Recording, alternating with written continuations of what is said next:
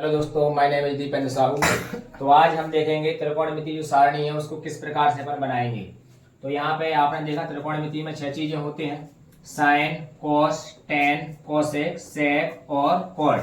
अब यहाँ पे आपको जीरो अंश के मान निकालने हैं। पूछ लेते हैं साइन जीरो पे मान क्या होता है, कॉस जीरो पे क्या होता है, टेन जीरो पे क्या होता है। इसी प्रकार के सारे मान पूछे जाते हैं। साइन 30 पे क्या होता है, 45 पे क्या होता है, 60 पे क्या होता है और 90 पे क्या होता है।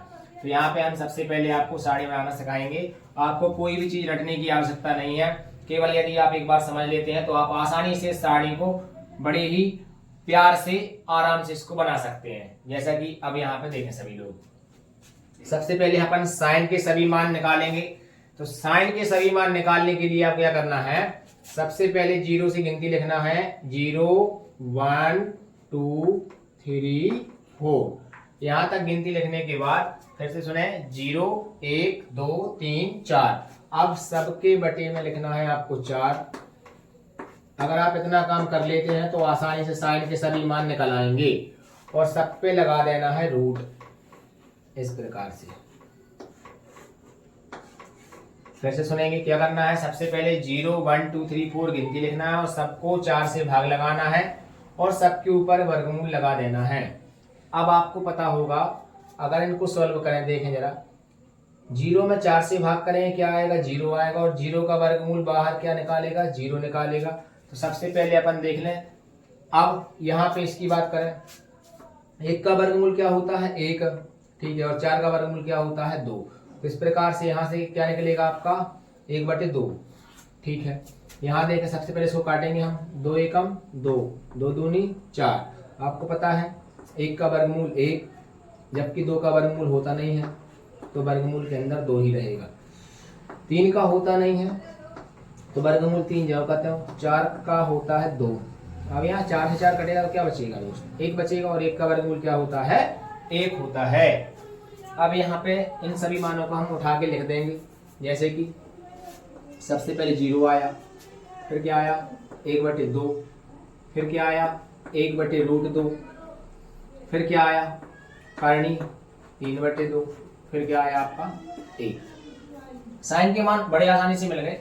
क्या करना है, सबसे पहले आप देखेंगे 0 1 2 3 4 तक गिनती, सबको 4 से लगाना है भाग, सबका करना है वर्गमूल। सॉल्व कर दो इसको, भाग करेंगे 0 आएगा, 0 का वर्गमूल 0, 1 का वर्गमूल 1, 4 का वर्गमूल 2। इसको काटेंगे, 2 एकम 2, 2 दूनी 4। 1 का वर्गमूल 1, 2 का होगा नहीं। 3 का वर्गमूल करनी के अंदर 3 और 4 का कितना होगा 2 होगा।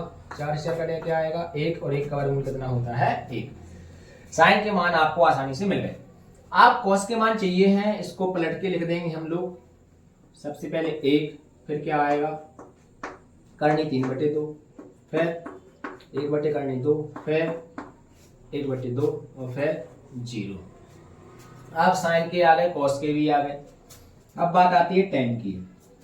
अगर साइन के सभी मानों में कॉस के मानों से भाग कर दिया जाए तो टेन के मान मिल जाते हैं, क्योंकि टेन थीटा बराबर साइन थीटा बटे कॉस थीटा होता है। तो टेन के मान यदि आपको चाहिए हैं तो साइन के मानों में कॉस के मानों से भाग दे दो। 0 में अगर 1 से भाग करेंगे तो क्या आएगा 0 आएगा। इसमें इससे भाग करेंगे तो क्या आएगा, जरा देखें अपन लोग।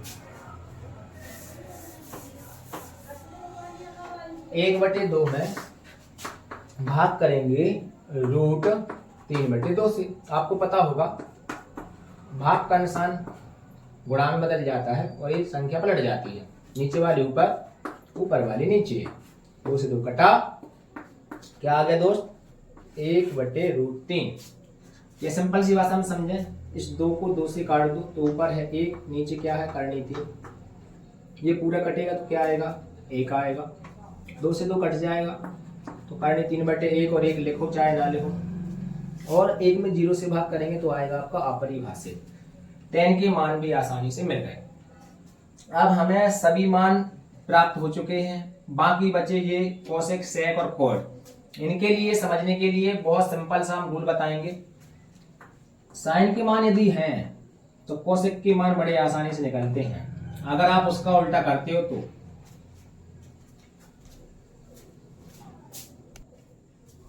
जैसे कि उल्टा करने का तात्पर्य है कि जैसे अभी फिलहाल में 0 के बटे में कुछ नहीं, माना कि 1 है, इसको पलटना है, इसके बटे में कुछ नहीं है उसको पलट दो, ठीक है। तो 0 को जब पलटेंगे तो यहाँ आप देखेंगे अभी फिलहाल में 0 है, बटे में कुछ नहीं है 1 है, इसको पलटेंगे तो क्या बनेगा 1/0 बनेगा, और 0 से भाग जाएगा नहीं तो क्या बन जाएगा ये अपरिभाषित। तो यहाँ पे आ जाएगा आपका अपरिभाषित, 0 का उल्टा अपरिभाषित, और अपरिभाषित का उल्टा क्या है ना 0। यहाँ देखें 1/2 का उल्टा करेंगे तो बनेगा 2, इसको उल्टा करेंगे तो करनी 2 बन जाएगा, और इसको उल्टा करेंगे तो क्या बन जाएगा 2/3, और 1 का उल्टा 1। सेक के लिए आपको कॉस के मान देखने पड़ेंगे। देखें जरा, अगर 1 है, 1 का उल्टा क्या हो जाएगा 1 ही होगा, इसका उल्टा करेंगे तो क्या हो जाएगा 2/3, और इसका उल्टा करेंगे तो करनी 2, 1/2 का उल्टा 2, और 0 का उल्टा अपरिभाषित। अब बात आती है किसकी, कॉट की, और tan की मान देख लो। तो 0 का उल्टा क्या होगा अपरिभाषित, ठीक है। इसका उल्टा करेंगे तो क्या हो जाएगा √3, 1 का उल्टा 1, इसका उल्टा करेंगे तो 1/√3 हो जाएगा, और अपरिभाषित का उल्टा क्या हो जाएगा दोस्त 0 हो जाएगा। इस प्रकार से हमने सारणी को कंप्लीट की। अब इससे रिलेटेड हम देखते हैं सवाल। तो इससे संबंधित सवाल आपके सामने ये रहा, लिखा हुआ है sin 60, बीच में कोई निशान नहीं, मतलब यहाँ पे गुणा का निशान माना जाएगा, cos 30 अंश धन sin 30 अंश और cos 60 अंश। तो यहाँ पे क्या करना होता है, तो यहाँ पे सबसे पहले आपको सारणी से मान पूरे रखने पड़ेंगे आपको। जैसे कि sin 60, sin ए रहा, अब आपको सामने देखना है, ऊपर भी देखते चलना है कि भाई 60 के नीचे और साइन के सामने, तो 60 के नीचे ये मिला करनी 3/2, यहाँ पे रख देना है आपको करनी 3/2, बीच में कोई निशान नहीं, मैंने बताया था गुणा का निशान माना जाएगा। और cos 30, अब cos के सामने और 30 के नीचे देखना है, तो ये रहा क्या है करनी 3/2, धन लगा है, धन लगा देना है। अब sin 30 का मान कितना होता है 1/2, तो यहाँ पे रख देंगे 1/2 गुणा cos 60 का मान कितना होता है 1/2 होता है। अब आपको इतना तो पता होगा, करनी 3 का गुणा करनी 3 में करेंगे तो क्या आएगा 3 आएगा, 2 का गुणा 2 में करेंगे तो क्या आएगा 4 आएगा, धन लगा है लगा देंगे, 1 का गुणा 1 में 1 आएगा, 2 का गुणा 2 में 4 आएगा। गुणा करने का एक नियम होता है, जैसे कि भिन्नों का गुणा कभी करते हैं अपन लोग, तो अंश का गुणा अंश में होता है, हर का गुणा हर में होता है। अब मैंने बताया करनी 3 का गुणा करनी 3 में किया तो 3 कैसे आ गया, तो जरा इसको हम बता दें आपको। अगर करनी 3 का गुणा करनी 3 में करेंगे तो क्या आएगा 3 गुणा 3 मतलब हो जाएगा, आप इसको क्या लिख सकते हो 3 के ऊपर 2 की घात, वर्ग से वर्गमूल कट जाएगा, तो यहाँ पे क्या आएगा 3 आएगा। इस प्रकार से हमने बताया करनी 3 का गुणा करनी 3 में करेंगे तो क्या आएगा 3 आएगा। जरा देखें, आपको पता है भिन्नों कैसे जोड़ते हैं, यदि हर समान है तो हर को कितनी बार लिख लेंगे 1 बार, अगर हर समान नहीं है तो अपन क्रॉस मल्टीप्लाई भी कर सकते हैं या तो एलसीएम ले सकते हैं। हर समान है हर को 1 बार, अंशों को जोड़ दिया जाएगा, अगर माइनस होता तो घटा देते अपन लोग। 3 और 1 कितने हो गए 4, 4 के बटे में 4, और 4 से 4 कटेगा कितनी बार कटेगा 1 बार, और आपका फाइनली आंसर आ चुका है, कितना आया है 1। अब 2 tan का वर्ग 45 अंश। अब इसमें दोस्त वर्ग लगा है, इससे आपको टेंशन नहीं लेना है, वर्ग से हमें कोई दिक्कत नहीं है, मान रख देना है, उसके बाद वर्ग आपको लगा देना है। यहाँ पे क्या लिखा है 2 tan का वर्ग 45 अंश प्लस cos का वर्ग 30 अंश, वर्ग नहीं लगा है, वर्ग लगा ले रहे हैं अपन लोग, और उसके बाद माइनस sin का वर्ग 60 अंश। तो एक बार सभी लोग क्वेश्चन देख लेंगे, क्या लिखा है 2 tan का वर्ग 45 अंश प्लस cos वर्ग 30 अंश माइनस sin का वर्ग 60 अंश।